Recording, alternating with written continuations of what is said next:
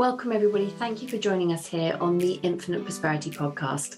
My name is Louisa and I help high achievers, entrepreneurs and coaches lift the lid on life and business so that they can live at their highest value.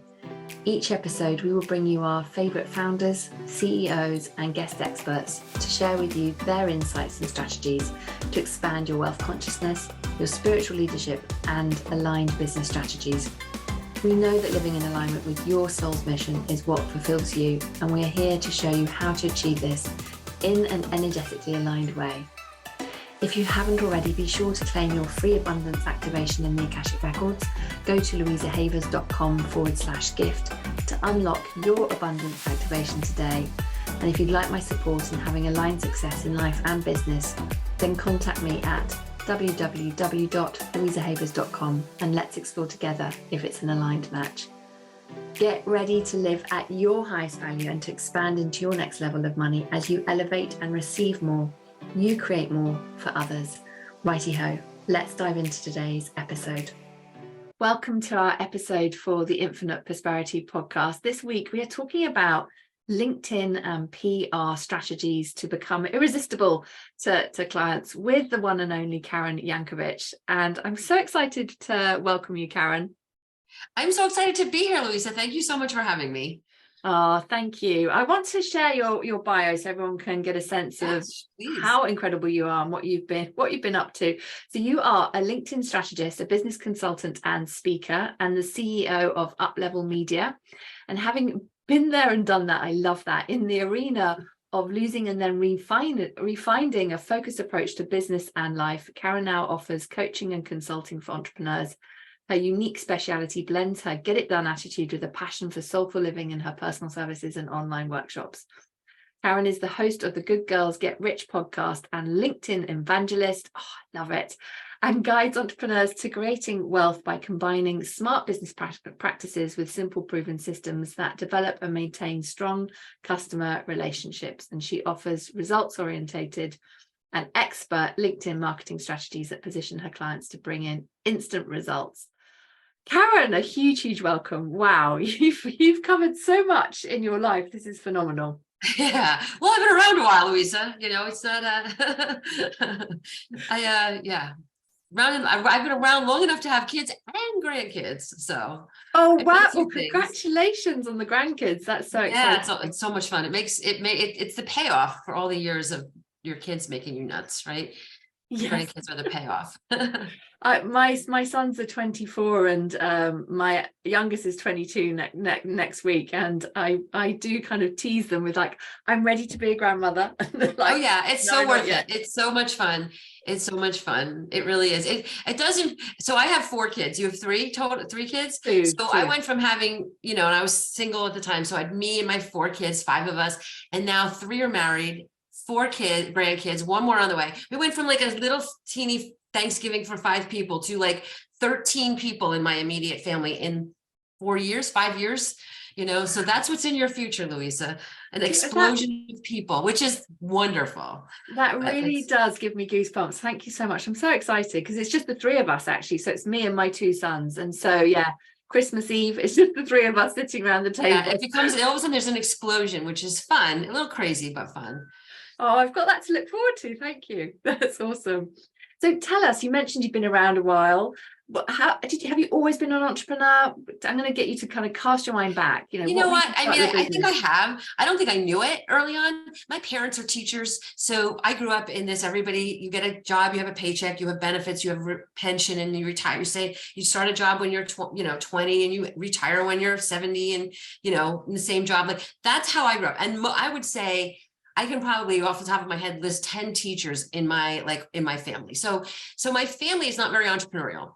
But I was the one when I was a kid, like running carnivals and having shows and having plays and charging $2 for, or not $2 probably, but 25 cents for them or whatever. Right. So when I think back, I think I was more entrepreneurial as a kid. Like, even if I think back to my childhood, right, I was the one always organizing all that stuff.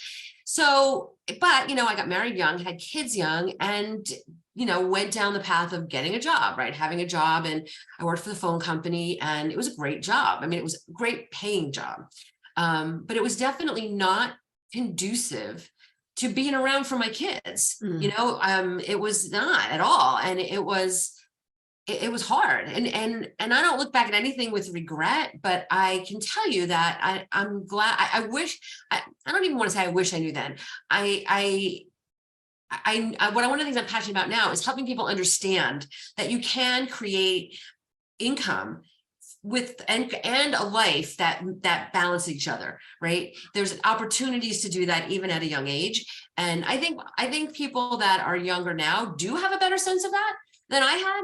But you know, so I did that for a long time. And then, you know, then my entrepreneurial journey started. Oh, I love it. I love it. You answered the calling to step in and claim more. Did you always teach marketing and with what you're focused on now, or did you kind of evolve along your journey? I always, you know what? No. And so because I worked for the phone company, what happened was, after I had my third kid, I wasn't going to go back to work. My husband at the time quit his job. And I had to go back to work after 6 months. And I just distinctly remember, Louisa, being in the car, screaming at the top of my lungs as I was driving back to work, going, I can't believe I'm effing doing this. Do you know what I mean? But like, I had to do it. But I quit 6 months in, and then I was like, I'm going to do this, but I'm not doing this forever, because it was too hard. It was an hour commute each way. And then, you know, I was missing so much with the schools and the kids. And so I left after 6 months. And what happened was, my boss at the time called me a couple of weeks later, and she said they were starting this agency. The phone company was starting this agency project, and they had never done it before. And she had a friend that was starting an agency, and did I want an introduction to him? Did I want to work for him? So I'm like, I don't know, maybe. So it was 100% sales. I've never done sales in my life. My background has always been tech, but because I understood the tech, and I guess what I realized later was I had a natural affinity to blend the right brain, left lane, and the relationship piece of it. What I found myself doing was, like, sales for me was helping these businesses find the right tech fit. Do you know what I mean? Like, and that's how that, and then that started my entrepreneurial journey. That was 100% commission. And we did really well. We became the top agency. And then my boss retired, and I took over it was under another company. So my boss retired, and I took over the program. And then I eventually got my own license to do that, like left the company, the master company that owned the agency, and started my own agency. And that was kind of, but so even though what I was experiencing was tech, you know, and here's the thing, Louisa, and this is, I think, really important to this conversation. I don't think I realized at the time how, because I was often the only woman in the room in some of these conversations in tech in the 80s and, you know, and 80s and 90s, I had to portray confidence, right? I knew my stuff, but if and in tech, a lot of times confidence means, I have no idea. Let me check and find out and get back to you. That statement takes confidence, right? Especially when you're the only woman in the room, right? So I kind of learned on the street how to show up in a confident way for my clients and for my business. So what I learned, you know, over all those years was relationship sales. So and then I ultimately realized when I owned my own company that I didn't really want to be the business owner of this in-person agency, worried about things like benefits and rent and office furniture and stuff like that. So sold that company and have been a consultant ever since. I did have a client that hired me for about 10 years in that period, which was great because when I sold the company, it was solid income and benefits and things like that. But what I started to do then when I started to rebuild my consulting business was I just started to focus in on marketing, right? Because tech had changed so much. Now everything was online, everything was virtual, everything was internet based. So, but what was happening when I started to learn more about online marketing, naturally what I was doing was bringing people back to the relationship marketing piece, because that's what I knew. That's the only thing I knew. So when I was helping people with their digital marketing in general as a consultant, I would be like, well, hang on, let's work on your LinkedIn stuff because people care about you. Like when you're building these relationships, you know, if you're the bookkeeper in a company, right? And if your bookkeeper is building actual relationships with the people they're chasing for money, it's a lot easier for her to do her job, right? So let's use LinkedIn. Let's incorporate a LinkedIn strategy, because your sales are going to go up if your company embraces a relationship-based culture, right? So because I was doing that, I started to get asked to speak all over about LinkedIn. And that's how I kind of just, if you know anything about online marketing, one of the things that I know I found to be true, and I know a lot of people have found to be true, is the more you niche, the more you niche, the easier it is. Because early on, I needed to know what the Twitter algorithm was and the Instagram algorithm was. Now I don't care about all that. I just worry about what's happening on LinkedIn, right? And it's as a specialist, right? It increases your value. So I started to become more of a specialist in LinkedIn.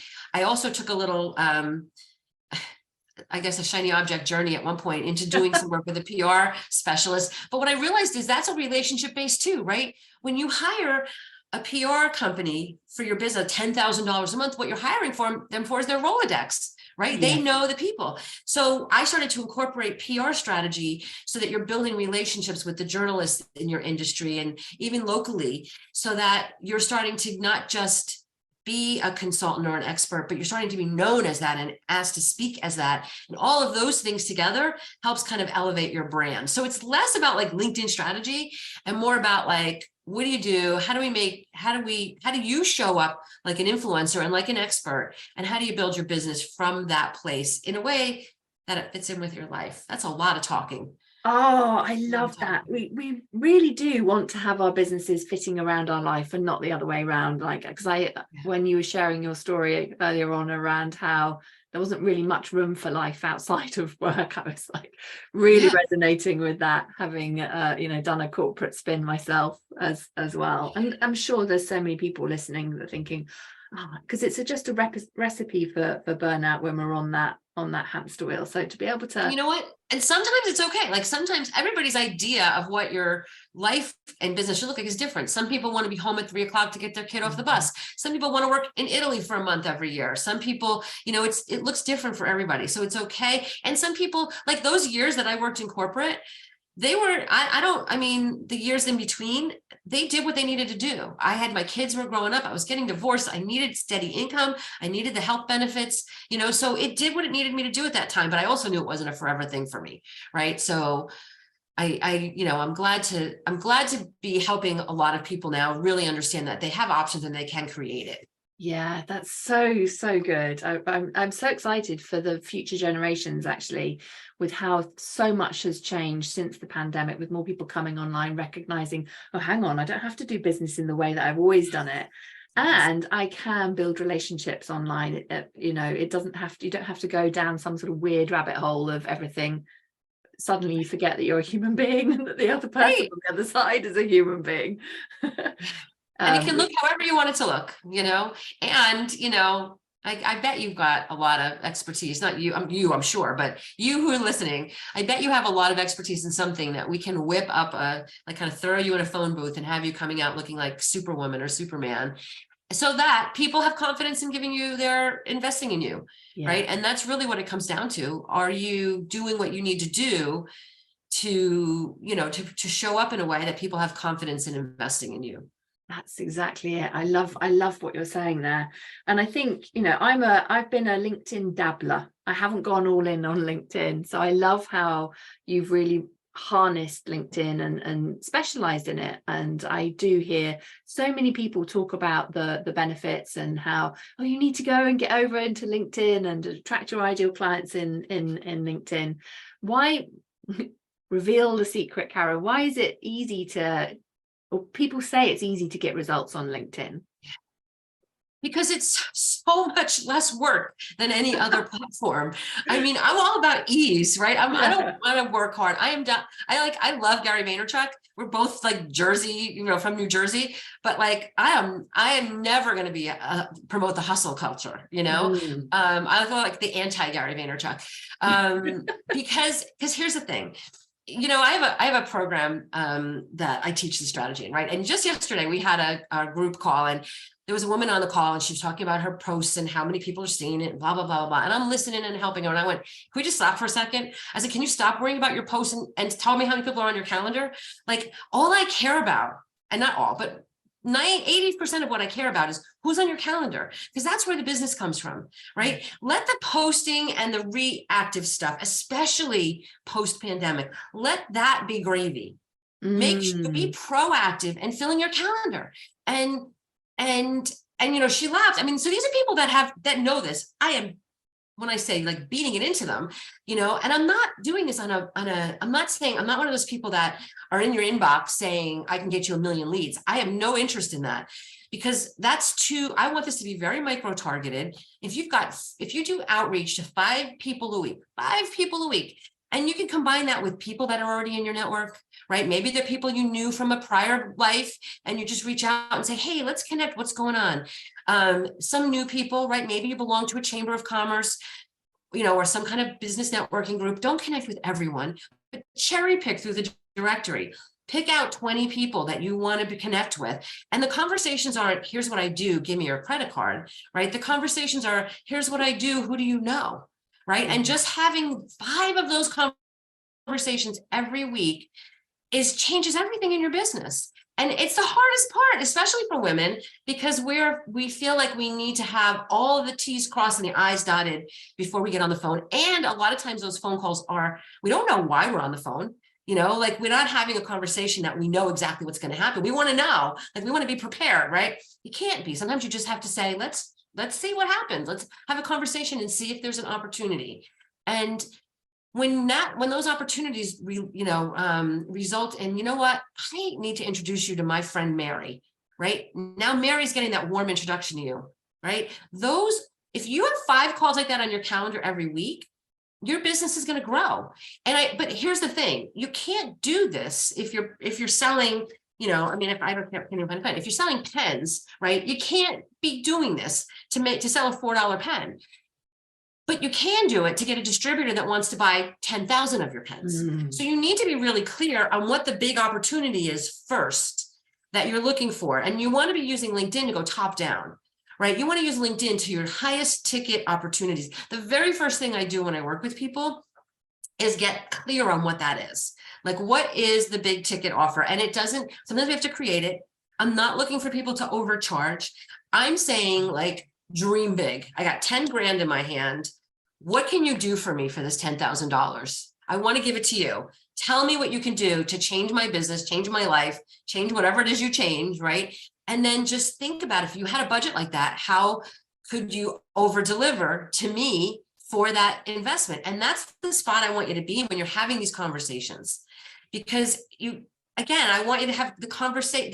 It's when you talk to people is when they invest in you in a high level. Very few people respond to a tweet to me and say, Karen, I want to give you 50 grand, it doesn't happen. But it used to happen, maybe not that much money, but it used to happen. It doesn't happen like that anymore. I think online got really noisy in the pandemic, and we're all still trying to compete for attention. I'm like, forget competing for attention. Use online marketing, create the brand, create influence, create visibility, but don't expect business to come from that. If it does, beautiful.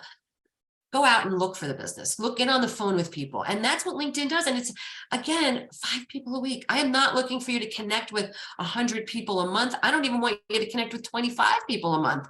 If you do this. Oh, I can't hear you, Karen.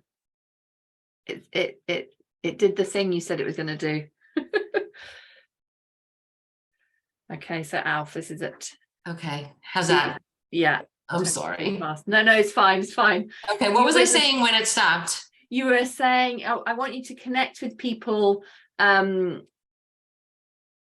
not like lots of people, but all right. So all right. So think about what you're already doing. Did you go to a virtual conference? Did you go to an in-person conference? Did you really maximize the relationships there? Did you connect with the speakers? Did you follow up with them to get on the phone with them? Did you connect with the people that, like, do that? Right? You don't need to be doing this to people you don't know. You never have to cold call. You look for opportunities to do this. Like I said earlier, find a directory of a group maybe you already belong to and reach out to do it that way. are you connecting? And Louisa, I'd love to hear you say this. Are you connecting with your favorite podcast hosts?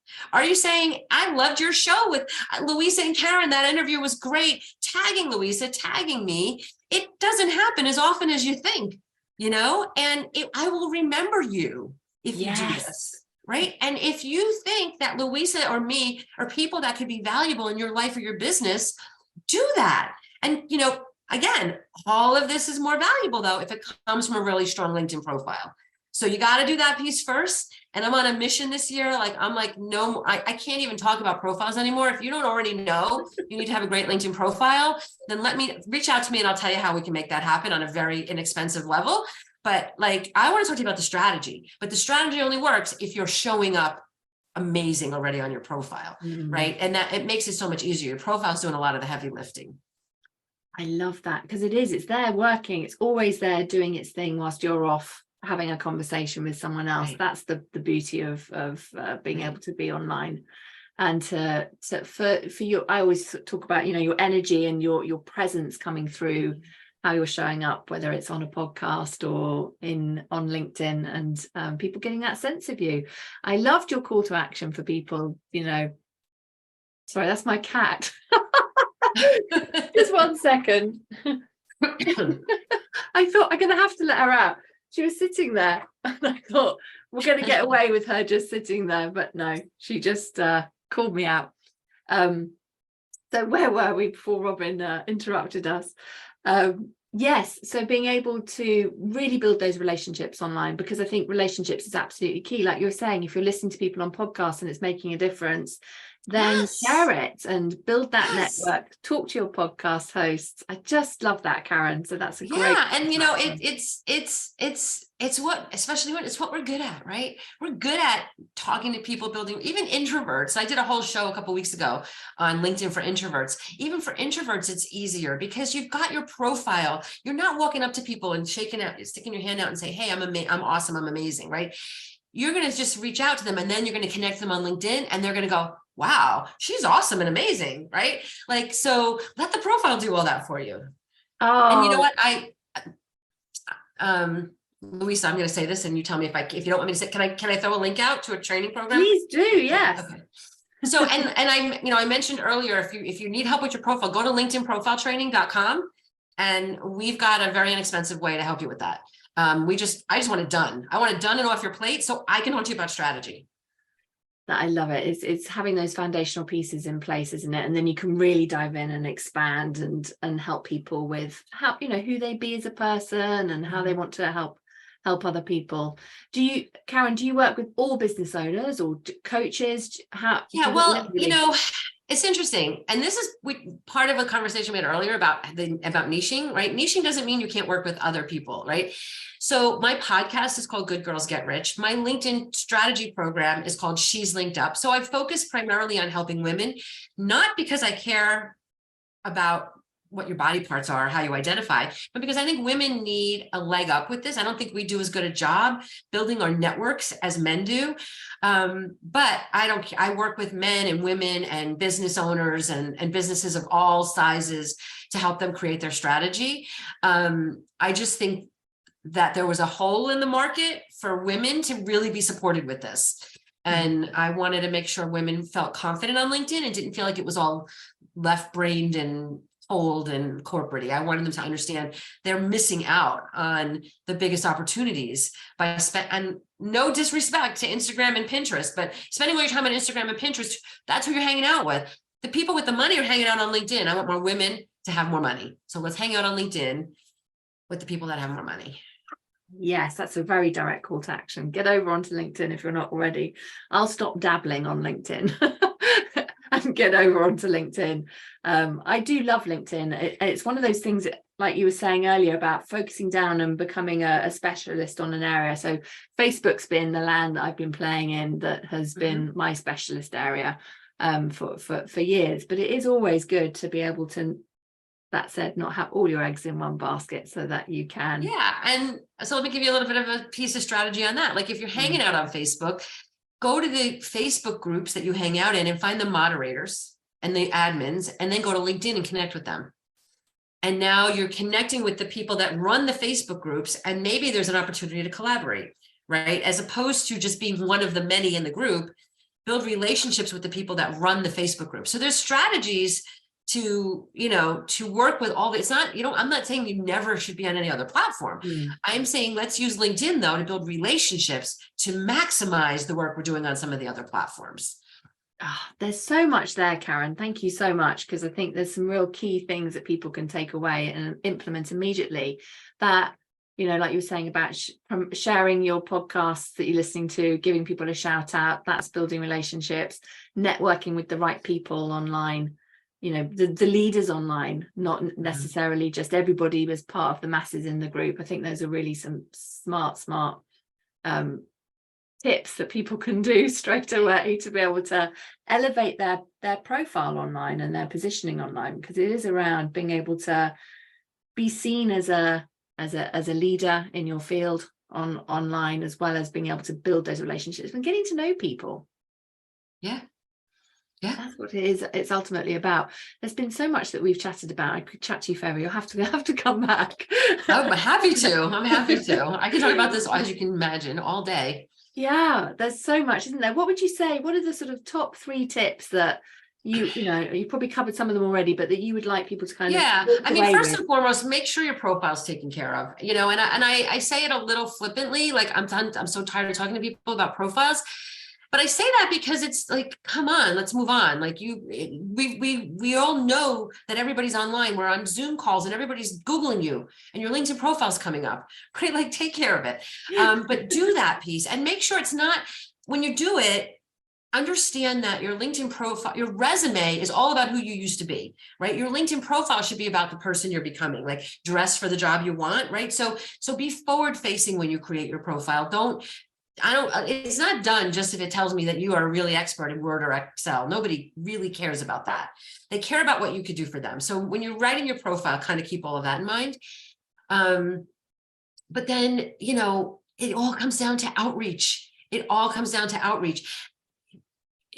Put 5 a day. I call it like watering your money tree, right? If you buy a tree and you don't water it, it's going to die, right? Like it's going to die. If you want that money tree to stay blooming, just continue every week. Like you brush your teeth, do 5, make a list, make sure you connected with 5 people every week. And again, think about what you're already doing and pull people from those places. I'm not looking for you to find 5 people off the street, look at what you're already doing and use those to connect with people, and put a little bit of time on LinkedIn. Not like if it's where the money is, like, and people tell me all the time they get business from LinkedIn, but they're spending like 80% of their marketing time on Facebook or Twitter or Instagram. Like, I'm not asking for 80% of your time. I'm asking for half hour, a couple times a week. Just keep LinkedIn open on your desktop. Don't be afraid of the people. Like I have a friend, and she's a really good friend, and it drives me crazy when she says this, but I have a friend that says, I'm not going on LinkedIn, Karen. It's a bottom feeder pit. My inbox is all full of people pitching me. I'm like, yeah, because you're never on LinkedIn. She is missing out. She is not taking advantage of her money tree because all she sees is the weeds, right? Ignore the weeds. Delete them. I get them all the time. People pitch me and tell me they can teach me how to use LinkedIn. They're not even looking at my profile, right? They're not even looking at your profile. Ignore them, delete them. Get my inbox, my LinkedIn inbox is the most valuable piece of real estate in my business because it's where the business conversations are happening, right? So don't be afraid of LinkedIn because of all the spam there. And LinkedIn is doing they're trying to keep that they really are. They're one of the only platforms, the social platforms that haven't been on, here in the US on Capitol Hill testifying about, bots and fake people. And there's bots and fake people, but there's not as much of that going on LinkedIn. It's more authentic. Which also means, by the way, you have to be more authentic there. Right? You've got to show up there more personally. You can't really just give it to your VA to do. You've got to show up there more personally because you can't outsource relationship building. But I'm telling you, if you do this intentionally with research, and you're going to be reaching out to me and saying, why didn't I do this sooner? You heard it here. Thank you so much for speaking to that around the noise that can be created with the amount of reach outs, because I think that I do see that all the time when I go in, and I know it's because that's it's where our attention is when we don't go in there enough, because that's all we're going to see. Right. Whereas, like you were saying, if we're in there and we're building relationships, we're seeing who we can connect with and leading with, how can I help you? Whether that's, hey, I need to link you up with Karen because she can help you, or I know a great gardener who can help you do X, you know, this. Exactly. That's exactly right. That's exactly right. It's exactly right. You know, and just keep, and it's not, you know, I would love to tell you that your first stab at this is going to bring you in your first million. I mean, it takes a little practice. It takes, you're going to make some people are going to say, oh, what do you want when you say I want to get on the call? And you'll be like, all right, they're not my people. You know, they're not my people. You want to, you know, people remember who they've had conversations with way more than they remember a friend that they've got on Facebook. So get on Zoom with people, get on the phone with people, you know, actually talk to people, and then put follow-ups in. Maybe that call didn't come up to anything, but maybe they mentioned, you know, they were going to Disneyland, right? Reach out in 3 months and say, hey, I was thinking about you. How was Disneyland? Like, put a follow-up if you feel that there's a value. You don't follow up with everyone, but if you feel that it's a valuable relationship, but in that moment in time, you couldn't make something happen, it wasn't the right time, follow up, but reach out to them like on a, not on a personal basis, like, you know, but on a, you know, with a like follow up, hey, how did it go? Did your son, was he as excited about it as you thought he would be? You know, like do that kind of thing and continue to forge these relationships with your business in mind, right? When I'm not, listen, I love making new friends, but I'm not here to make new friends. I'm here to grow my business. Everyone on LinkedIn is there to grow their business. There's no other platform you can say that about. That's so true. It can get really wonky on the other platforms. I think that's a really important thing to observe, is that people are showing up in the capacity of being a professional on Facebook, and some people are like, no, I'm just there for fun. I don't want to be in the space of you know, growing my business, etc. Whereas it's very, very different on LinkedIn. I love that. I must ask you, because I know that one of the questions that can come through for people, or I hear people talk about, is around the difference between Facebook groups and LinkedIn groups. Oh, I wish I could. I wish I was going to sit here and tell you, you're going to love LinkedIn groups. LinkedIn groups are terrible. They're terrible. I can't get them to, I mean, like, I keep hearing they're going to do something about them. I keep hearing, like, they keep saying they're doing things.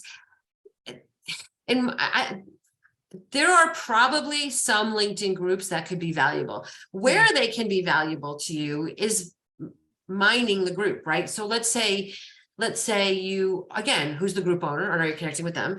But let's say I have one student in my program who is going to be spending a lot of time. She lives in the Midwest. She's going to be spending a lot of time on the West Coast in the next few years. So she's starting to build relationships. She wants to start building business relationships with people on the West Coast. So she's going to the local networking groups for those local locations and then joining those local networking groups. But again, it's not the group itself. You can post, nobody even looks at the content in the groups, right? So I wouldn't even waste your time on that. I would look to see who's in the group. And then again, you doing this from a strong LinkedIn profile, you've got more credibility. Go through the people in the group and reach out to some of them and say, hey, you know what, I'm going to be spending time in Portland next month, and I'm going to be spending more time there in the next few years. I want to start establishing some business connections. I see you're a part of this group. Do you do a lot of network in the area? Do you have any ideas for me? You know, something like that, you know, so use those groups for those kinds of reasons. If your clients are CPAs, join some CPA groups. And then again, I wouldn't worry too much about what's happening in the group. I'd worry about the members of the group and use that group. I mean, it's kind of a cheesy way to be, we're both in the same group, but at least it's something. It's not as cold, as ice cold as, you know, I mean, I would still try to find something that you can use to connect them. But think about what you would appreciate. You know, sometimes I get these messages from people and I feel kind of bad because I can see that they are really putting a lot of time and effort into their master class or whatever they want me to watch, right? I don't know them. I'm not watching it. You know, I don't care how much it's going to change my life. You've got to, you know, so I feel kind of bad. And I even have to go through this with my students sometimes. Like, I'm like, I know that your thing is going to be so good for this person, but they don't know that. So stop sending out these cold things saying, watch my masterclass. No one is going to watch it if they don't know you. Yeah. You know, and not because it's not great and it could change your life. It's because they're getting a million of them. You've got to find a way to have and which is why I want you to go to the higher ticket things and find a way to have the conversations first so that you can be looking at getting referrals and and not just being out there putting your stuff out, not because it's not great. It's because it's just a marketing strategy that it doesn't work. It doesn't work. And if you're listening to this and you're telling me, well, Karen, I hired this because this has happened. I hired a company and they get me 100 leads a week. And I get 4 sales a month from them. And each sale is worth, I pay them $2,000 and each sale is worth $5,000. And I'm making $20,000 a month on a $2,000 investment. What I want to remind you is of the 100 people, the other 98 people that you had to talk to get those sales. That's, people. So when people say, when they do those kinds of spray and pray campaigns, you can do the math and say they work, but what people don't take into consideration is your time. How many bad leads you got that you had to talk to get those 4 sales, and that is the piece of it that people don't talk about when they do those like connect with 1 million people things. You're drowning people in this stuff and you're drowning your salespeople in crappy leads. Yeah, so true, so true. And time is just the most valuable resource that we have, isn't it? Right. And I think, I love that you spoke about people don't know what they're missing out on when they see your masterclass and they haven't connected with you as a person. And so sort of spamming them with it in their inbox isn't going to work. And when I think back to the amount of people that will register for a masterclass for me, they might have answered an ad, or they've been referred to by a friend, whatever it may be. I always have a conversation and we'll reach out. Not everyone will answer, but I just want to know who's coming into the masterclass so I can say hi, and genuinely find out why they're there. Yeah. And they are more likely to come and join in if we've had a conversation. Louisa, that's so true. One of the things that I do too, you guys are getting a lot of good tips in this work. Yeah. One of the things that I do too is when people, and I don't do this consistently, so if you're on my email list and I haven't done this, I'm sorry. But one of the things that I do is every now and then I go into my email list and I try to find people that are on my email list on LinkedIn. And I say, hey, it's Karen. Thanks so much I see you joined, thanks so much for allowing me into your inbox. I mean it when I say I truly want to build relationships with the people. Now, here's the deal. These are people that are interested in what you're doing. They're on your inbox, right? Like, it's made me change my my strategies a little bit. Like, for example, I need last names when I get subscribers, because if I don't have the last name, because sometimes people will be mary23@gmail.com. I'll never be able to find her on LinkedIn, right? So I ask for first and last names so that I can do that. But I mean, you can do it too by who's opened your emails. You can run reports on those things. Those can be your 5 people you're connecting with this week, right? It doesn't have to be 5 random people. So I love that you're saying that when people join your master classes, you want to actually get to know them. Those are the people that are your buyers. Right? Because you're actually building relationships with them.